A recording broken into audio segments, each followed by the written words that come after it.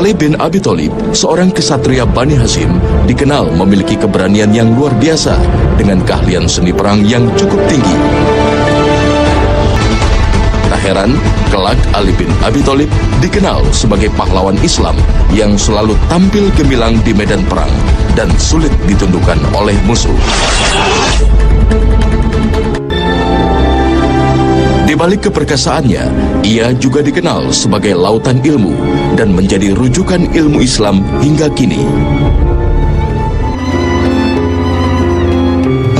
Lahir di Mekah sekitar tahun 600 Masehi atau 10 tahun sebelum Nabi Muhammad diangkat sebagai Rasul.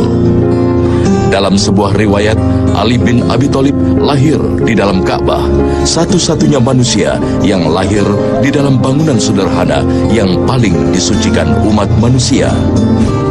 Itulah mengapa sang ayah Abu Thalib memberikan nama Ali, nama yang tidak biasa digunakan bangsa Arab masa itu. Ali bin Abi Thalib berasal dari keluarga mulia dan terkemuka di kalangan Quraisy. Nama lengkapnya Ali bin Abi Thalib bin Abdul Muthalib bin Hashim. Ayahnya, Abu Thalib, adalah saudara kandung Abdullah, ayahanda Nabi Muhammad SAW. Ali dan Rasul terikat dalam kekerabatan dekat, sama-sama berasal dari tulang sulbi tokoh besar Quraisy, yaitu Abdul Muthalib. Di usia 6 tahun, Ali bin Abi Thalib diambil oleh Muhammad untuk diasuh di keluarga mulia, pasangan Muhammad dan Khadijah. Ini terjadi saat musim paceklik melanda kota Mekah sehingga membuat sulit kehidupan masyarakat, termasuk Abu Thalib yang merasakan kesulitan hidup karena tidak memiliki harta yang cukup. Sejak dini, Ali bin Abi Thalib telah hidup di lingkungan kenabian, sekaligus mengiringi perjalanan sejarah dakwah Rasulullah SAW. Itulah mengapa Ali bin Abi Thalib tidak pernah bersentuhan dengan kehidupan dan tradisi jahiliyah, seperti kebiasaan minuman keras, menyembah berhala, dan berzina.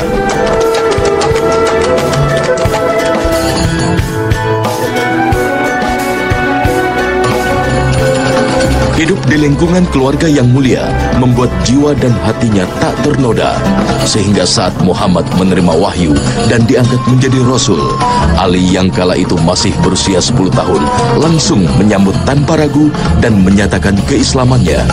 Sejarah mencatat, Ali bin Abi Thalib termasuk orang pertama dari golongan anak-anak yang masuk Islam. Rasulullah SAW hijrah ke Madinah tanpa membawa putri tercintanya, Fatimah Az-Zahra.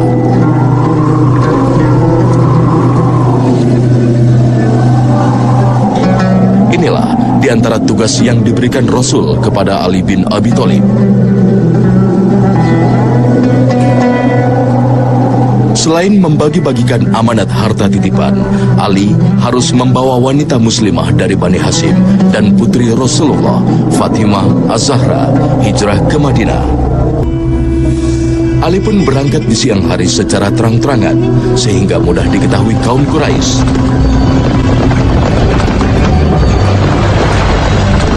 Kaum Quraisy pun mengejar untuk menghentikan rombongan wanita yang dipimpin Ali bin Abi Thalib. Ali bin Abi Thalib akhirnya meneruskan perjalanan dengan berjalan kaki karena semua kendaraan digunakan para wanita hingga tiba di Kuba dan bergabung dengan Rasulullah SAW. Terharu melihat kegigihan Ali. Berjalan sejauh hampir 500 km hingga kakinya bengkak dan terluka. Tak heran jika nanti setelah tinggal di Madinah, Rasulullah SAW sendiri menginginkan Ali bin Abi Thalib sebagai menantu untuk putri tercintanya, Fatimah Az-Zahra. Pasangan dari keluarga Nabi ini pun menjalani hidup dengan penuh kebanggaan dan kebahagiaan. Kehidupan yang sederhana namun dipenuhi limpahan berkah dan kemuliaan. Tak ada teladan hidup sederhana yang lebih indah dari teladan yang diberikan oleh keluarga mulia ini. Keduanya selalu bekerja sama dan saling bantu dalam mengurus keperluan rumah tangga. Sebagai pemuda yang dibesarkan dan dididik langsung oleh Rasulullah Sallallahu Alaihi Wasallam, Ali bin Abi Thalib tumbuh menjadi pria yang matang. Bertubuh kuat dan tegap, Ali kemudian menjadi pria yang perkasa dan tangguh, berkomitmen terhadap agama dan Rasulnya.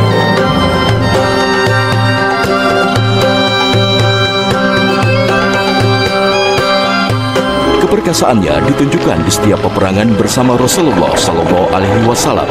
Ia bahkan selalu tampil dan menjadi perisai Rasulullah Sallallahu Alaihi Wasallam.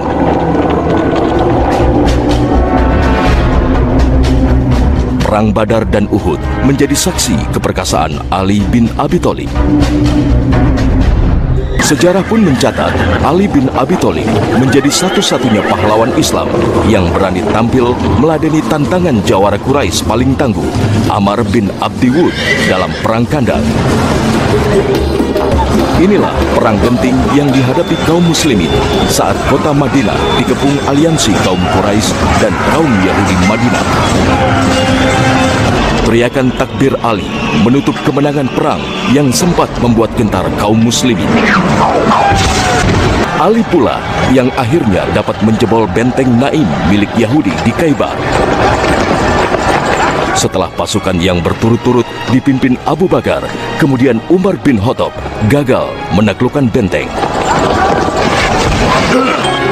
Perang yang berkobar akibat pengkhianatan kaum Yahudi di Madinah terhadap perjanjian dengan Rasul inilah kemudian yang selalu mengenang keperkasaan putra paman Rasul ini. Pada tahun 11 Hijriah, bertepatan dengan tahun 632 Masehi, Rasulullah Sallallahu Alaihi Wasallam wafat. Kesedihan kaum muslimin tak bisa dibendung. Kaum muslimin seakan kehilangan induknya hingga terjadi suksesi kepemimpinan di Sakifah yang sekaligus menandai pengangkatan Abu Bakar Siddiq sebagai khalifah pertama dalam Islam. Peristiwa Sakifah tak dihadiri keluarga Nabi, termasuk Ali bin Abi Thalib karena disibukkan dengan mengurus jenazah Rasulullah Sallallahu Alaihi Wasallam. Rasulullah Sallallahu Alaihi Wasallam yang telah mengasuh dan mendidik Ali bin Abi Thalib sejak usia 6 tahun telah tiada. Meski sempat mengguncang dirinya, peristiwa memilukan ini tak lantas membuat Ali bin Abi Thalib larut dalam kesedihan tak berujung. Namun, perubahan drastis mulai ditunjukkan Ali bin Abi Thalib. Ia lebih suka menyepi, bergelut dengan ilmu, dan mengajarkan risalah Muhammad kepada kaum muslimin. Di fase inilah, Ali bin Abi Thalib menjadi sosok dirinya yang lain. Keperkasaannya yang melegenda telah diubahnya menjadi sosok yang identik dengan ilmu. Dari ahli pedang menjadi ahli kalam. Itu sebabnya di masa Abu Bakar dan Umar, Ali bin Abi Thalib diangkat sebagai qadhi atau hakim yang memutuskan perkara-perkara pelik kaum muslimin berdasarkan kitab Allah dan sunnah Rasulullah. Setelah Khalifah Utsman bin Affan dibunuh di rumahnya oleh pemberontak pada tahun 35 Hijriah, kondisi Madinah tidak menentu. Sementara para sahabat Rasulullah Sallallahu Alaihi Wasallam tengah menunaikan ibadah haji di Makkah Mukarramah, kursi kekhalifahan pun kosong lebih dari sepekan. Tak ada satupun sahabat mulia yang tinggal di Madinah bersedia menjadi khalifah, termasuk Ali bin Abi Thalib.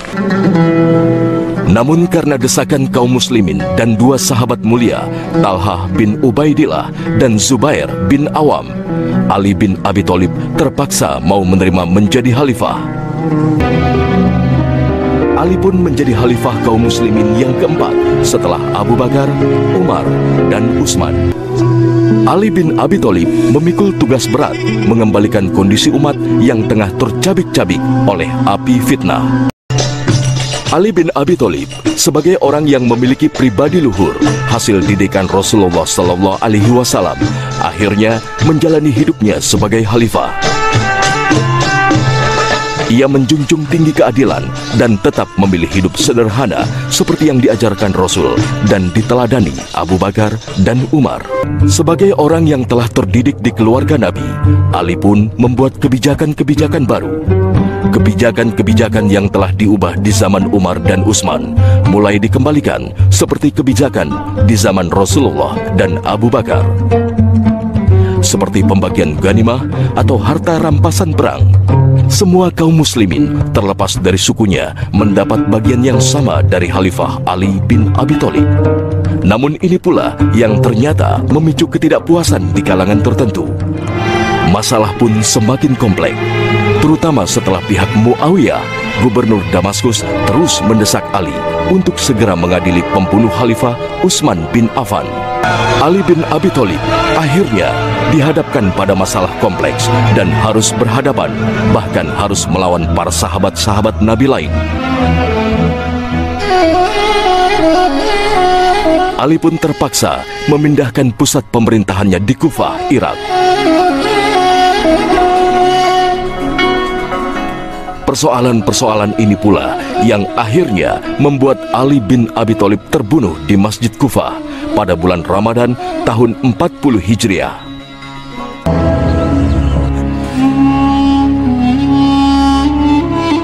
Bin Abi Thalib telah wafat.